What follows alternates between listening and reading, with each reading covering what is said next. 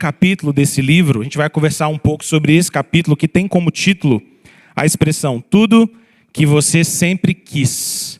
Tudo que você sempre quis. Então você pode acompanhar comigo através da nossa cópia. Deixa eu ver se todo mundo já recebeu aí a versão digital. Eu acho que não, né?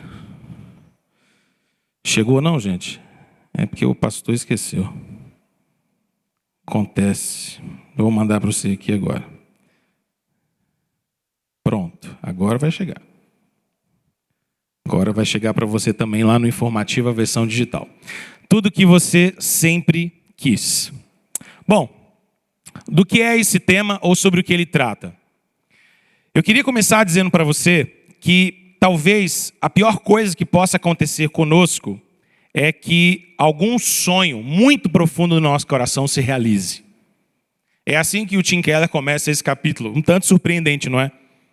E a ideia dele é basicamente o seguinte: nós vivemos nossa vida frequentemente dedicando toda a nossa energia, toda a nossa força, todo o nosso fôlego para realizar determinados sonhos ou desejos que a gente acalenta no coração. Todos nós temos sonhos e desejos.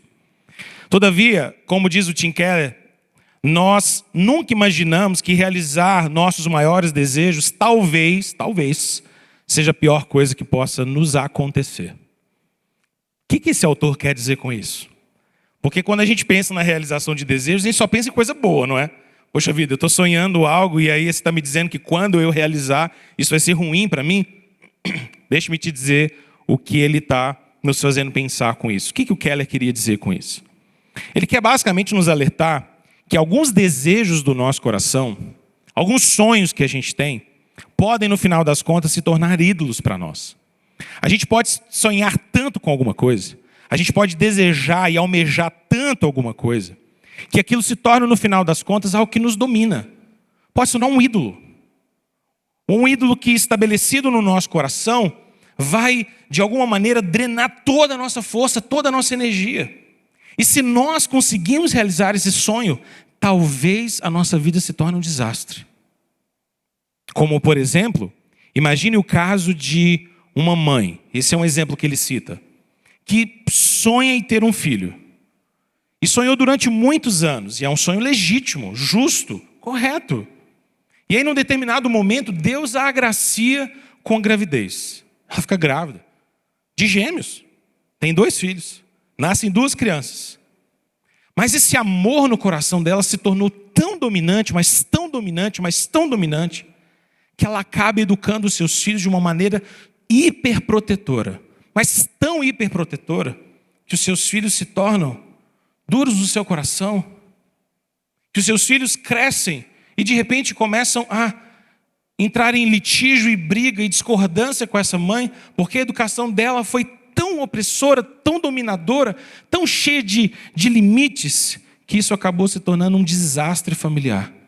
E aquilo que poderia ser uma grande alegria se tornou algo que dominou meu coração. Ou pense, por exemplo, em um jovem que começa a orar para que Deus pudesse abençoá-lo para passar no Enem. E ele começa a orar e pedir a Deus para passar no Enem, e pedir a Deus para fazer uma faculdade. Ele sonha em fazer uma faculdade federal, e ele ora, ele vai em todos os GFs, ele vai em todas as EBDs, em todos os cultos, ele pede todo mundo para orar, ele vem na reunião de oração, ele busca a Deus, ele faz devocional todo dia, ele estuda, dedica, e então ele passa no Enem. Ele consegue entrar na faculdade. E no primeiro ano que ele está na faculdade, ele abandona a igreja, e abandona o Senhor, e abandona a comunhão. E tudo que ele ou ela sempre quis ou quiseram, se tornou no final das contas um desastre.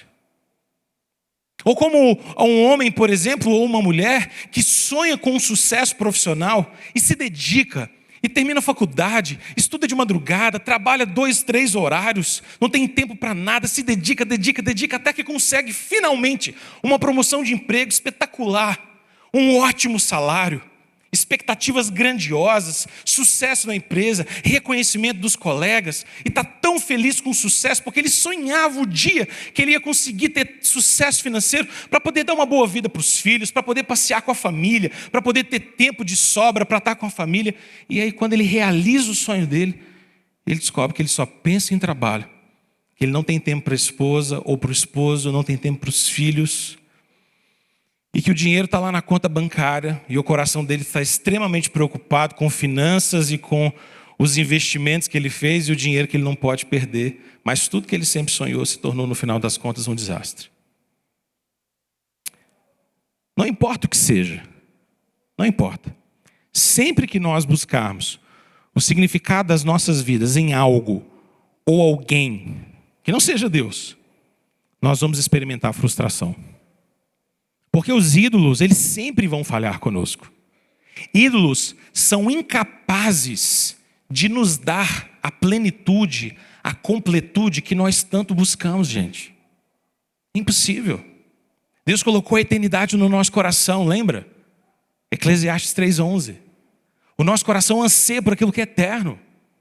O nosso coração anseia por plenitude, por completude. O nosso coração tem esse anseio, esse desejo de buscar algo que de fato vai trazer paz, resolução, plenitude ao nosso coração.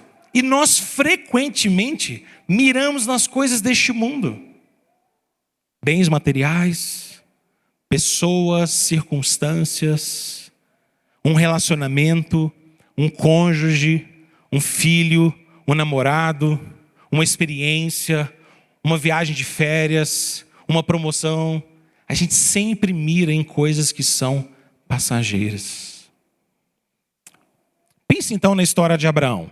O texto que eu pedi para você abrir, Gênesis 12, é sobre a história de Abraão. E a gente vai passear por essa história um pouquinho para a gente entender como é que Abraão lidou com isso. Abraão, assim como outros personagens da Bíblia, ansiava por ter um descendente. Você precisa se lembrar que na cultura bíblica, a ideia de você ter uma descendência era muito forte. Isso ainda é forte para nós, não é? Nós ainda, mesmo que vivamos numa sociedade que não celebra tanto a maternidade, que não celebra tanto a família, ainda assim, ter filhos, gerar filhos, ter uma descendência é algo que nós ansiamos, é importante. É assim que nosso nome se perpetua pelas gerações, é assim que nós deixamos um legado, é assim que a sociedade é construída, não é? Mas nesse ambiente cultural, isso era ainda mais forte. Você ter um filho, ou ter filhos, era uma maneira de você ter força, de ter presença nesse mundo, de ter proteção, de ter filhos para levar o seu nome adiante, de ter uma família completa, cheia, de você gerar descendências. Certamente Abraão e Sara tinham no seu coração um forte anseio de ter um filho. E esse anseio, muito possivelmente, lá vinha se tornando grandioso demais no coração de Abraão. Agora pense comigo. Deus chama Abraão e faz uma grande promessa para ele. Olhe na sua Bíblia, no capítulo 12, versículo 1. Ora, disse o Senhor a Abrão, nessa época ele ainda se chamava Abrão, um A a menos. Sai da tua terra, da tua parentela e da casa do teu pai, e vai para a terra que te mostrarei. De ti farei uma grande nação, e te abençoarei, e te engrandecerei o nome. Se tu uma bênção. Abençoarei os que te abençoarem, e amaldiçoarei os que te amaldiçoarem. Em ti serão benditas todas as famílias da terra. Olha que promessa intrigante e interessante, não é? Porque afinal de contas, Abraão recebe essa promessa da parte de Deus. E lembre-se, Abraão não tem descendente até aqui. Ele não tem filhos. Ele não tem uma casa cheia de filhos. Mas ele tem uma promessa. Uma promessa da parte de Deus que está dizendo para ele: em ti serão benditas todas as famílias da terra, porque eu vou fazer de você uma grande nação. E talvez a pergunta imediata que pairasse no coração de um homem como Abraão e da sua esposa é: como? Se nem sequer filhos nós temos. Como Deus vai fazer de nós uma grande nação? Isso faria sentido se eu tivesse 20 filhos, não é? Se eu tivesse 25, 30 filhos. Ok, eu poderia até pensar, tá bom. Mas quando eu não tenho nenhum filho, quando o meu casamento não pôde produzir filhos e eu e minha esposa não conseguimos gerar uma criança, como essa promessa de Deus é recebida por eles? Imagine. Deus chama Abraão para cumprir algo que envolvia confiar em Deus, abrir mão de várias seguranças e caminhar por fé. Pense comigo. Olha de novo no versículo de número 1. Olha o que Deus chama Abraão para fazer. Sai da tua terra, sai da tua parentela, sai da casa do teu pai e vai para uma terra que eu te mostrarei. Espera aí. Você consegue entender que as 3 chamadas de desligamento ou descolamento que Deus está chamando Abraão para fazer é, no final das contas, perder a maior parte das seguranças que Abraão tinha? Você vai sair da sua terra, ou seja, no meio do seu povo, você vai sair no meio dos seus parentes e você vai sair da casa dos seus pais. Vamos ilustrar isso como se fosse hoje? Olha, o chamado de Deus para você é o seguinte: você vai sair do Brasil, ok? Você vai sair pelo menos do estado de Minas Gerais. Você vai sair, então, do meio da sua família, você não vai morar mais perto dos seus parentes, então você não está indo para nenhum lugar onde tenha parentela sua. E você vai ficar longe dos seus pais. E detalhe, você vai caminhar comigo e o lugar onde você vai morar, você vai descobrir na caminhada. Interessante, não é? De alguma maneira, Deus estava chamando Abraão a andar por fé. Lembra, por exemplo, de Hebreus 11:8? Hebreus 11:8 é aquele texto que fala sobre heróis da fé, sobre esses homens e mulheres do Antigo Testamento que andaram por fé. E olha que interessante que o autor de Hebreus diz. Ele diz assim: pela fé, Abraão, quando chamado, está se referindo aqui a Gênesis 12, obedeceu, a fim de ir para um lugar que devia receber por herança. Agora olha a notinha e eu sublinhei para você. E partiu sem saber aonde ia. Abraão, vamos fazer o seguinte: terra, parentela, casa de pais. Abra mão dessas seguranças. Para onde você vai? Espere em mim. Confie. Imagine você recebe um convite de mudança desse. Você sai do seu estado. Vai morar longe de toda a sua família, de todos os seus parentes. Mas para onde que eu estou indo? Onde que é a mudança? Você não sabe, não. Você vai descobrir. Põe no caminhão, entra no carro e vamos embora. Não dá para pôr no GPS? Não. Isso aí eu vou te mostrar. Interessante porque a promessa que Deus faz para Abraão é por meio da sua descendência. Como você viu nos versículos 2 e 3, as famílias da terra seriam abençoadas pela família de Abraão. Mas o curioso e o intrigante dessa história é porque Abraão não tem ainda uma família grande. Embora esse anseio esteja no seu coração, certamente. Sara não podia conceber um filho e possivelmente tudo isso gerava o conflito dessa história. Percebe como essa história é conflitante em alguma medida? Eu tenho uma promessa, mas eu tenho uma impossibilidade. É curioso, porque Tim Keller é um dos autores que nos ajuda a ler a Bíblia assim. Nos lembra de que quase sempre na Bíblia você tem esse espaço de tempo entre a promessa de Deus e o cumprimento dessa promessa. Deus faz uma promessa muitas vezes, mas o cumprimento dessa promessa não é imediato. E esse tempo, esse ato que existe entre promessa e cumprimento é sempre um processo de provação da nossa fé. É sempre uma prova da nossa fé para descobrir e manifestar se o nosso coração está apegado àquilo que nós vamos receber de Deus ou ao próprio Deus. Porque nós temos uma tendência no nosso coração de sermos como crianças pequenininhas que ganham presente no Natal. Como é que criança pequenininha ganha presente no Natal? A gente entrega o presente para elas e fala, pode abrir. E elas pegam e abrem tudo. E aí você para como pai ou mãe, babão ou babona e diz assim, agora dá um abraço no papai. E a criança passa por você com o presente. E aí você fica lá, com os braços. Mas elas não fazem isso por mal, elas são crianças, é óbvio, ela estava sonhando em receber o presente. Esse negócio desse protocolo de abraço pode ficar para depois. Não é porque ela não ama a gente sabe disso. Mas nós que somos grandinhos, às vezes a gente tem a tendência de fazer isso porque de fato a gente foca demais na bênção e se esquece daquele que nos abençoa. Foca demais na provisão e se esquece do provedor. Foca na promessa e esquece daquele que prometeu. Esse é o ponto. E esse ato é sempre um processo de Deus provar a nossa fé. Agora eu queria que você visse, ou se atentasse para o fato, de que no caso de Abraão e Sara, esse ato foi mais demorado talvez do que eles estivessem dispostos a imaginar ou a esperar. Veja comigo, por exemplo, em Gênesis 12 ainda, no versículo 4. Partiu, pois, Abrão, como lhe ordenara o Senhor, e Ló foi com ele. Tinha Abraão quantos anos? 75 anos quando saiu de Harã. Ok. Abraão, já um homem mais velho, idade avançada, recebe uma promessa de que vai ter filhos, ao ponto de, através dele, uma nação nascer. Mas olha que curioso. Salta um pouquinho na sua Bíblia lá para o capítulo de número 21. O capítulo de número 21 nos conta sobre o nascimento de Isaac. E agora olhe para o versículo de número 5. Olha o que diz o texto. Tinha Abraão 100 anos quando lhe nasceu Isaac, seu filho. Gênesis 12, 4, quantos anos? 75. Gênesis 21, 100. Continha bem fácil, não é?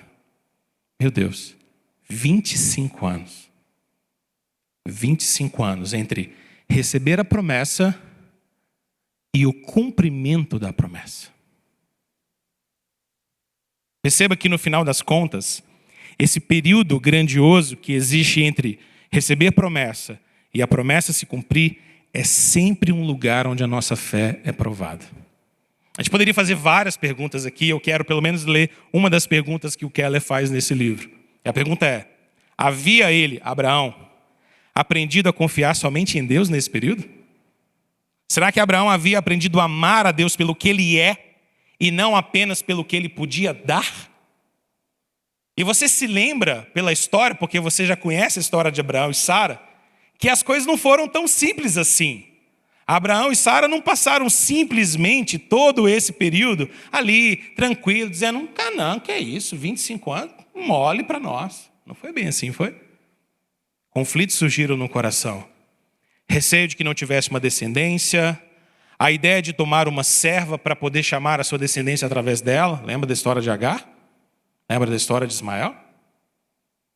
As coisas não foram tão simples assim.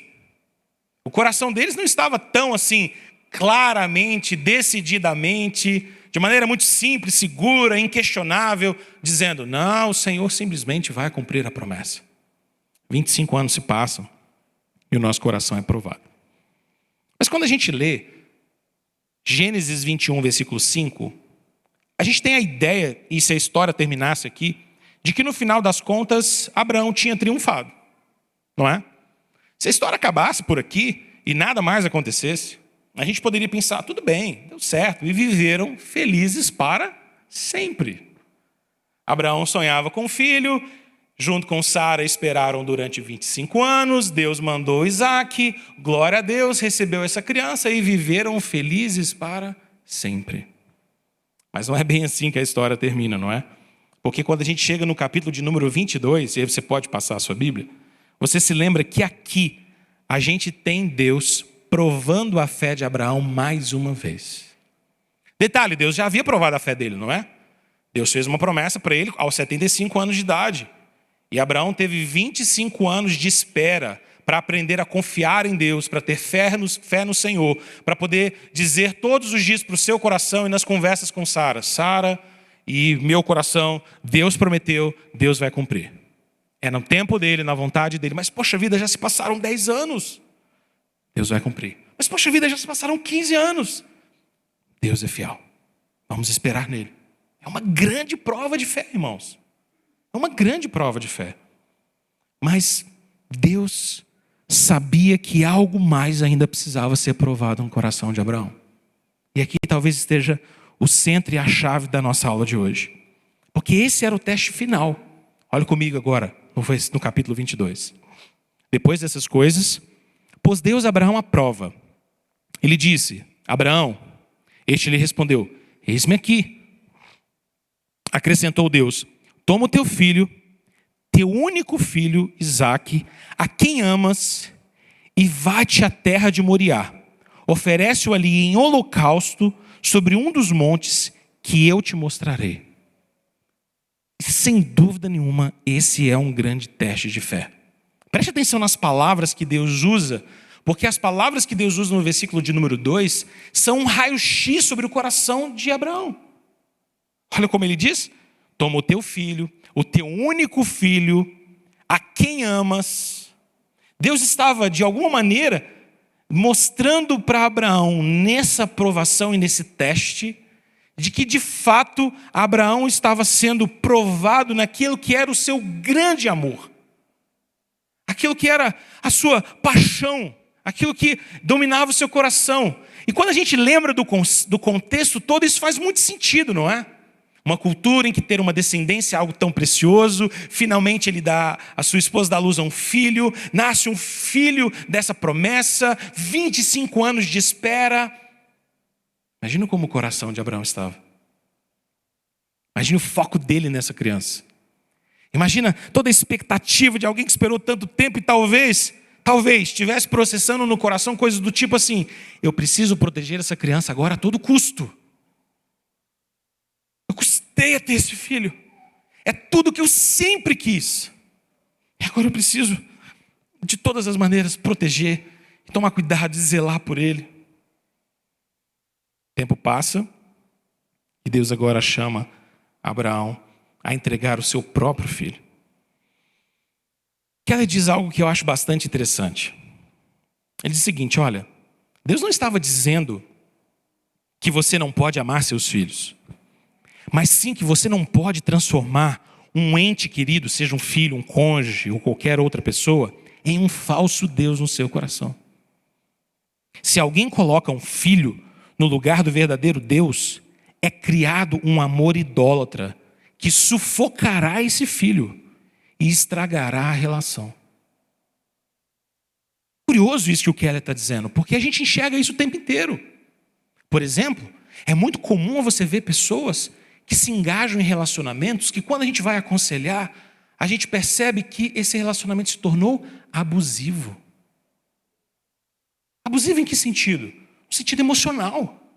Alguém que desesperadamente sonha em ter alguém, ter um amor, ter uma paixão, ter alguém para estar do lado, que não consegue ficar sozinho de jeito nenhum, não admite a ideia de não ter alguém, e luta tanto por isso, e anseia tanto por isso, que quando conquista, sufoca a outra pessoa, drena a alegria dela, ciúmes absurdos, um espírito dominador, não deixa a pessoa em paz, não deixa a pessoa ter amigos, não deixa a pessoa ter relacionamentos, porque você é meu, porque você me pertence, porque você se tornou um ídolo para o meu coração.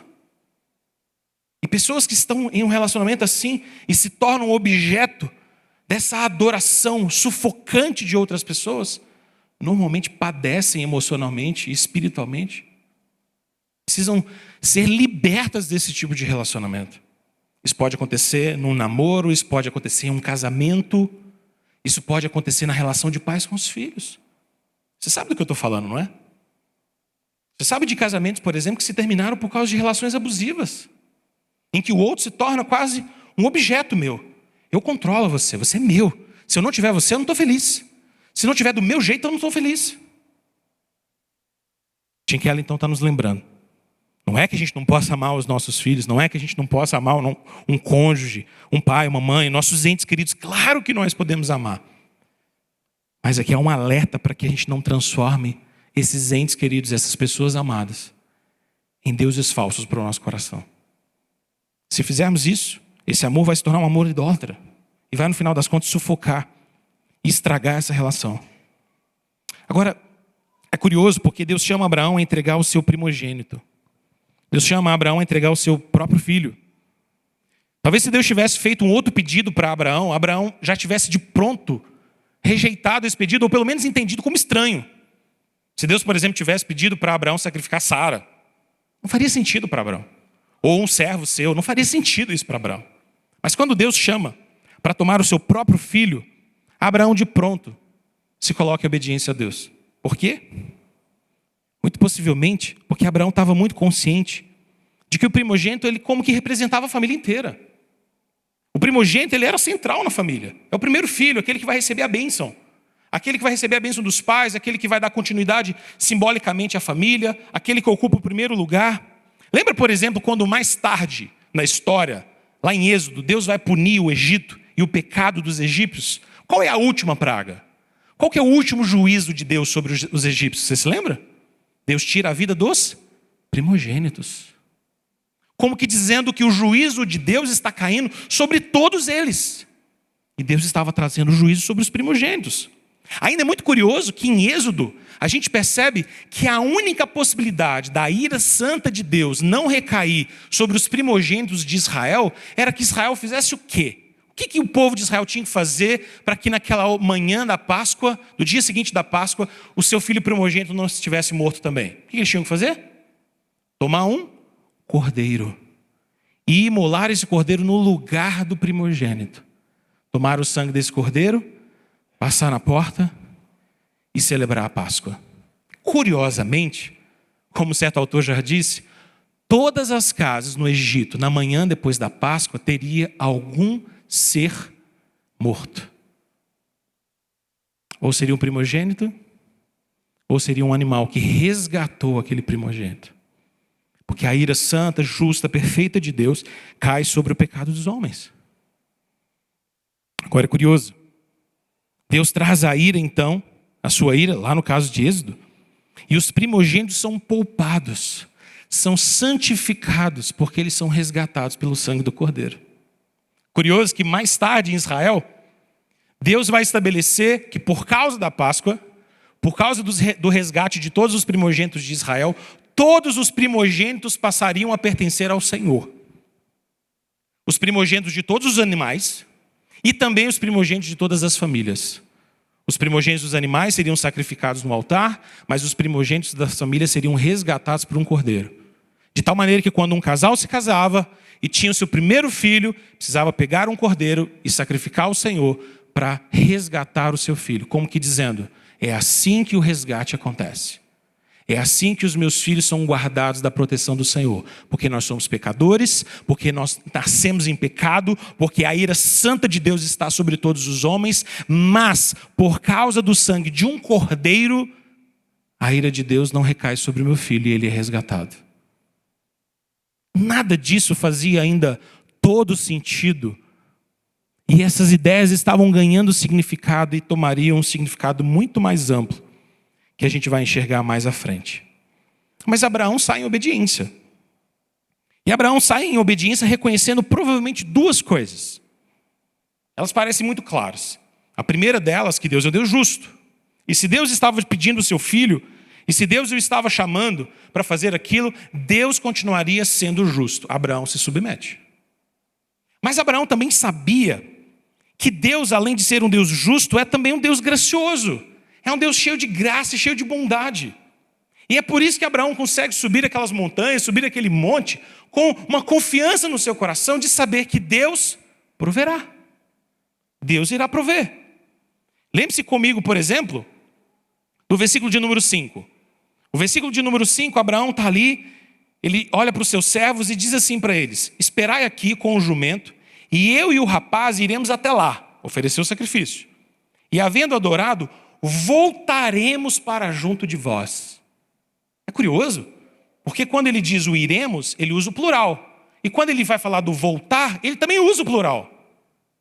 Ele não diz, nós iremos e eu voltarei. Nós iremos e nós voltaremos. Abraão sabe, de alguma maneira está no seu coração, de que Deus irá prover.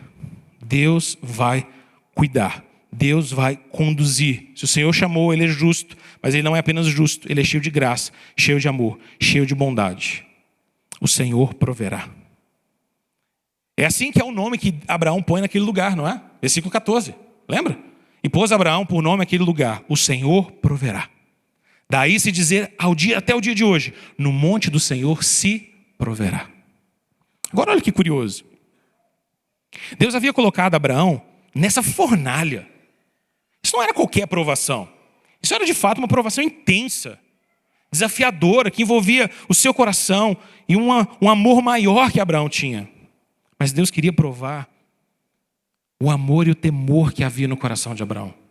Olha comigo, por exemplo, lá no versículo de número 12 do capítulo 22. O texto diz assim: depois que Abraão levanta o cutelo, depois de colocar Isaac sobre aquele altar, de preparar a lenha, e então está ali pronto, o texto diz que do céu brada um anjo do Senhor: Abraão, Abraão. Ele responde: eis-me aqui. Então, versículo 12, diz ele: não estendas a mão sobre o rapaz e nada lhe faças, pois agora sei que temes a Deus, porquanto não me negaste o filho, o teu único filho. É curioso que a gente precisa entender que a ideia do que o anjo diz aqui não é de temor no sentido apenas de ter medo, não é como se estivesse dizendo assim, agora eu sei que você tem medo de Deus. Não, a ideia aqui de temor é desse temor santo que se expressa profundamente no amor que nós temos por Deus. É como se ele estivesse dizendo, olha, agora eu sei que você teme a Deus e o ama de coração porque você não negou o seu próprio filho.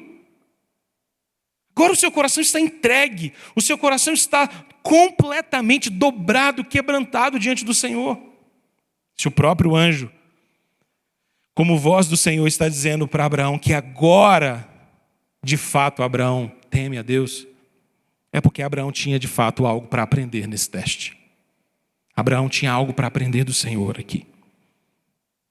Abraão poderia acabar por tornar Isaac um ídolo do seu coração, não é? O texto não nos conta exatamente como isso, porque Deus chama Abraão para ser provado antes que talvez tudo isso tenha se tornado assim no coração dele. Pelo menos nessa proporção. Mas o Senhor estava mostrando isso através da provação. Estava mostrando para Abraão que aquela criança, aquele filho, tudo que ele sempre quis, era de fato algo precioso, e ele devia amar seu filho, cuidar dele. Mas ele precisava se lembrar que o seu amor maior precisava ser o Senhor. Precisava ser o Senhor. Agora, irmãos, pense que um teste como esse é muito chocante. Porque é tudo que você sempre quis. Que finalmente eu tenho meu filho. Que eu sonhei, que eu esperei anos, décadas. E agora o Senhor me chama a entregá-lo. Mas Deus surpreende Abraão, mostrando para ele que havia um substituto. Você se lembra? Que no versículo 13 diz que Abraão, erguendo os olhos, viu atrás de si um carneiro preso. E esse carneiro estava lá, preso pelos chifres nos arbustos. Ele toma o carneiro e oferece o holocausto. Preste atenção nessa última frase do versículo 13. No lugar do seu filho. Sabe o que é isso? Substituição. Substituição. O salário do pecado é a morte. Mas o dom gratuito de Deus é a vida eterna. Deus, para ser justo, plenamente justo em todos os seus caminhos, manifesta sua ira sobre o pecado dos homens. Mas Deus, para demonstrar o seu infinito amor e a sua graça, misericórdia, nos oferece um substituto. Para que não sejamos eu e você que seremos imolados. Para que não sejamos eu e você que seremos pregados no madeiro. Mas um substituto. Alguém para estar em nosso lugar. O verdadeiro substituto de Isaac e de todos nós aqui, irmãos, não era aquele carneiro preso com os chifres no meio de um arbusto. Não era também aqueles cordeiros lá do Egito, ou qualquer outro sacrifício que já foi imolado no altar em Israel. O verdadeiro sacrifício que nos limpa e nos sara, e nos liberta e nos livra de todo o pecado é o sacrifício perfeito do Cordeiro Jesus. É por isso que João pôde ver Jesus chegando próximo do Jordão e dizer: Ele é o Cordeiro de Deus que tira o pecado do mundo. É Ele. É sobre Ele a nossa expectativa. Cada sacrifício no altar, cada ovelha, cada boi, cada ave, cada sacrifício no altar apontava para Cristo. Eu gosto de pensar que todas as vezes que alguém oferecia um sacrifício no Antigo Testamento, era como se essa pessoa estivesse passando um cartão de crédito. Deixa eu explicar isso. Imagina que quando você passa um cartão de crédito, você está pagando a conta, não está? Claro que está. Se você não estivesse pagando, ninguém deixava você ir embora. Então, quando você chega no lugar e a pessoa fala, débito ou crédito? Você fala, crédito. Ela fala, passa a máquina aqui, passa o cartão aqui, ou aproxima, e aí você paga, e você vai embora. Mas aquilo está pago imediatamente? A pessoa tem o dinheiro ali imediatamente? Está na mão dela o recurso? Não. Não. E você, de fato, já pagou aquilo ali? Também não. Por que você não pagou a fatura ainda? E essa pessoa ainda não recebeu da maquininha, porque não é instantâneo assim. Mas, curiosamente, a gente entende que está pago. Mas haverá um dia, talvez daí a 15 dias, 20 dias, no máximo um mês, em que você vai pagar uma fatura. E quando você pagar essa fatura, de fato, aquele pãozinho que você comprou no crédito lá na padaria, está definitivamente pago. Toda ilustração tem seus limites, mas eu acho que essa pode nos ajudar a pensar que todas as vezes que um sacrifício no Antigo Testamento estava sendo feito, era como se um cartão tivesse sendo passado. Uma aproximação. E um dia, bem mais tarde, na cruz do Calvário, Jesus tomou o escrito de dívida que constava contra nós, pagou a fatura. Está pago. Totalmente pago. O verdadeiro cordeiro é Jesus. Mas o que isso tem a ver com essa idolatria do coração? Sobre essa obsessão que às vezes nós temos de querer muitas coisas. Lembre-se, o Senhor é justo e justificador. E é por isso que no sacrifício de Cristo, Deus lidou de maneira justa com o nosso pecado e ao mesmo tempo derramou o seu amor sobre nós. Irmãos, o cerne do Evangelho não é aquilo que a gente pode fazer para Deus. O cerne do Evangelho é aquilo que Cristo fez por nós. Porque o que Abraão tinha que entender aqui não era simplesmente que ele deveria subir o Monte Moriá simbolicamente e dizer: olha, Senhor, o quanto que eu tenho fé. Olha, Senhor, o tanto que eu sou uma pessoa destemida. Olha, Senhor, eu sou disposto a entregar o meu próprio filho. Veja, agora o Senhor pode me amar. Agora o Senhor pode continuar gostando de mim. Não é isso que está acontecendo aqui.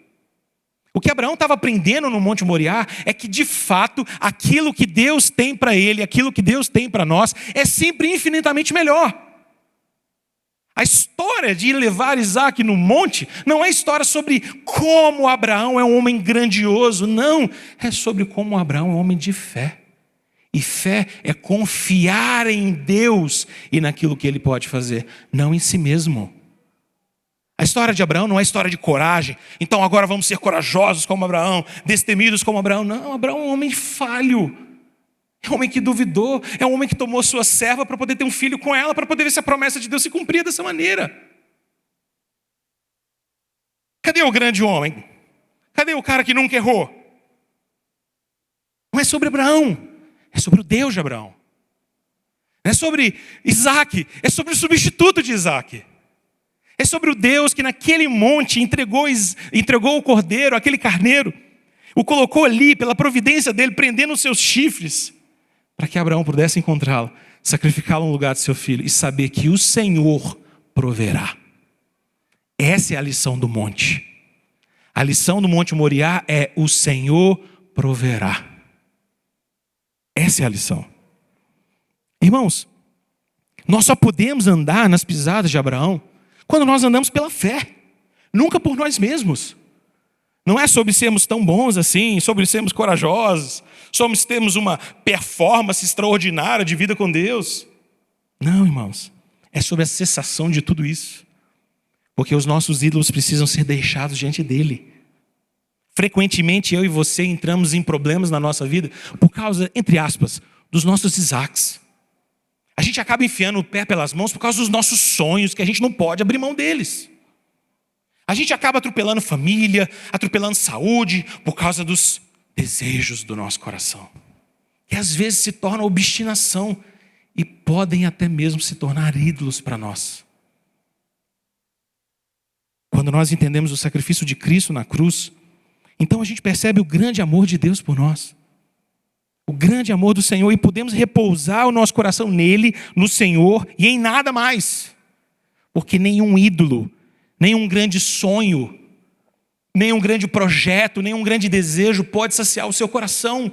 Só Deus pode. A gente pode sonhar com ter um filho, a gente pode sonhar com ter uma família linda, a gente pode sonhar com um emprego melhor, a gente pode sonhar com umas férias dignas e justas no final do ano, a gente pode sonhar com um carro próprio, a gente pode sonhar em conquistar uma casa, em comprar um apartamento, a gente pode ter vários sonhos, mas se esse sonho se tornar algo principal e central na sua vida, isso vai se tornar um desastre. Porque os ídolos não podem nos dar aquilo que só Deus pode dar. Ídolos se quebram, ídolos não se sustentam. Se eu colocar toda a minha expectativa, um amor quase idólatra sobre pessoas, elas não vão aguentar e elas vão sucumbir e vão desfalecer debaixo da minha obsessão. Ao invés de criar uma família feliz, eu vou destruir meu lar. Ao invés de criar um filho saudável, eu vou destruir meu filho. Porque o meu coração não quer que ele seja livre, meu coração não quer que ele seja ele mesmo, meu coração quer que ele seja meu. Curiosamente, pais sabem E à medida que os nossos filhos vão crescendo, a gente sabe cada vez mais de que o sucesso dos pais é se tornar obsoletos na vida dos filhos a cada ano que passa. Não é? Há um momento na vida dos filhos que você é tão necessário e aí de repente você começa a descobrir que você não é tanto assim. Essa semana eu enxuguei o Pedro em pé. Não eu em pé, ele em pé. E foi a primeira vez que ele foi enxugado em pé. Um sucesso para um garoto de quase 2 anos.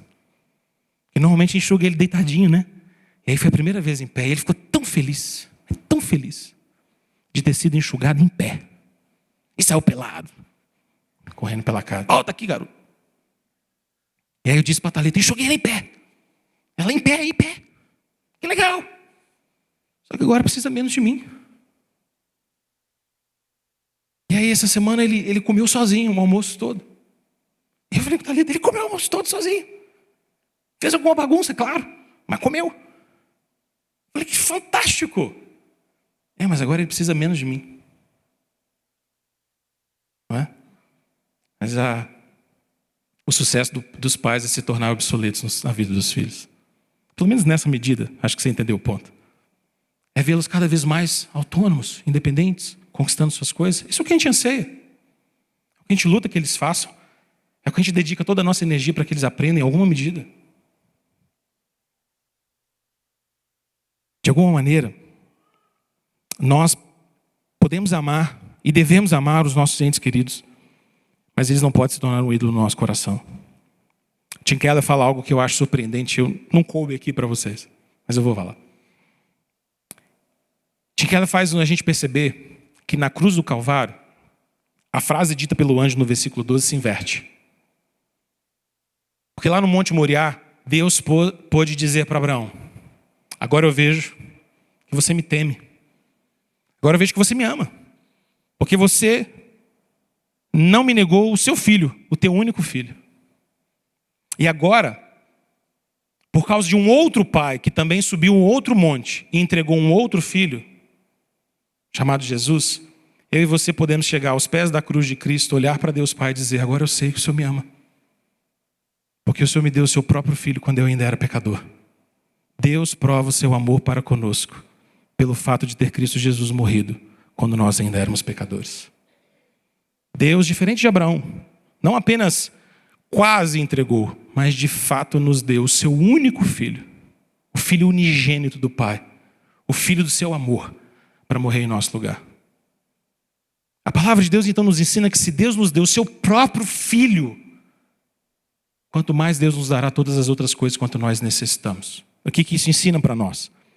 Que eu e você não precisamos e não devemos nos apegar a coisas e pessoas como a resposta do nosso coração. Se Deus em algum momento da nossa vida nos fazer viver circunstâncias em que a gente perca algo que a gente sempre quis, não desespere. Não renda-se à idolatria.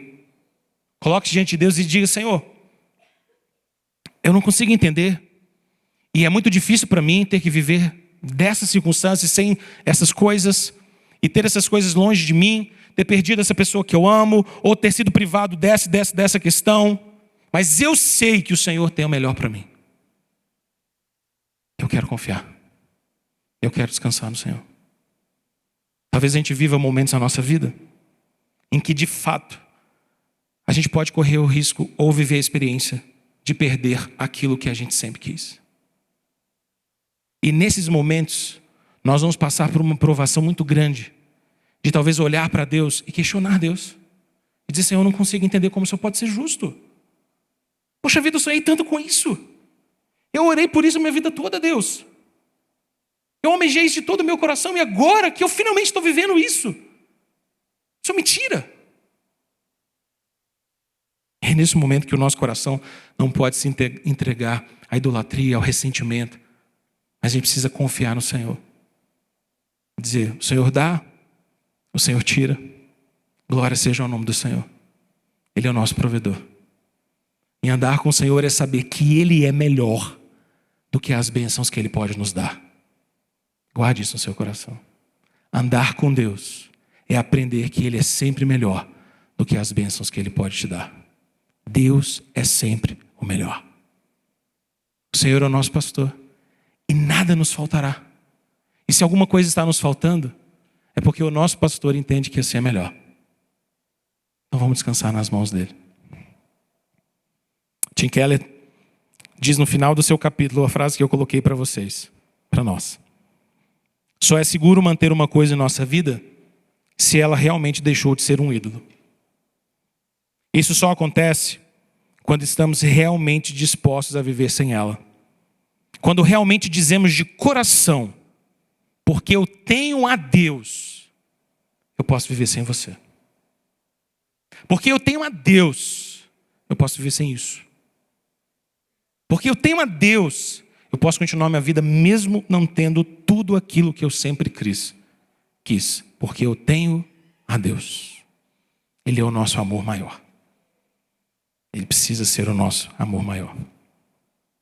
Eu não sei você, mas quando eu terminei de ler esse capítulo pela primeira vez e depois pela segunda vez e agora preparando essa aula, é um tipo de clareza da palavra de Deus em que a gente olha e diz: Deus, dá-me a graça de amar o Senhor acima de todas as outras coisas. Porque o meu coração o tempo inteiro está buscando amar outras coisas mais do que a Ti. Livra-me dessas coisas em nome de Jesus. Vamos orar? Deus bendito, nós te louvamos, Pai, porque Abraão foi o pai da fé. Não porque ele fosse um homem perfeito, pelo contrário, um homem como nós somos. Mas porque o Deus dele é um Deus perfeito. E Abraão foi chamado a caminhar em fé, confiado de que naquele monte da provação o Senhor proverá. E nós somos chamados hoje também, a Deus, a viver nas pisadas do nosso pai Abraão, nos lembrando sempre, sempre, sempre que o Senhor proverá. Mais do que qualquer bênção que o Senhor possa nos dar, muito mais, é o Senhor. O Senhor é o nosso amor maior. E se nós temos a Ti, ó Deus, nós podemos viver sem tudo o resto. E aprendemos a estarmos satisfeitos em toda e qualquer circunstância. Sabendo que se o Senhor está em nós, então tudo está bem. Se o Senhor está conosco, então tudo está certo. Está tudo bem. O Senhor é o nosso pastor. Nada nos faltará. O Senhor está conosco. Ensina-nos, ó Deus, assim. Livra-nos, ó Deus, de um falso evangelho. Livra-nos, ó Deus, de uma expectativa de pensar que nossa espiritualidade é sobre nós mesmos. É sobre sermos corajosos e fazermos grandes sacrifícios pelo Senhor. Não. É sobre andar em fé e saber que o maior de todos os sacrifícios o Senhor fez por nós, a nos entregar Cristo Jesus. E se o Senhor nos deu Cristo Jesus, como nós podemos duvidar que o Senhor nos dará juntamente com Ele todas as demais coisas? Faz-nos descansar, Deus, e saber que precisamos buscar primeiro o reino do Senhor e a Tua justiça, porque todas as demais coisas, segundo o querer do Senhor, serão acrescentadas. Liberta o nosso coração, Deus, de qualquer resquício de idolatria e faz-nos viver e caminhar em fé em nome de Jesus. Amém. Amém.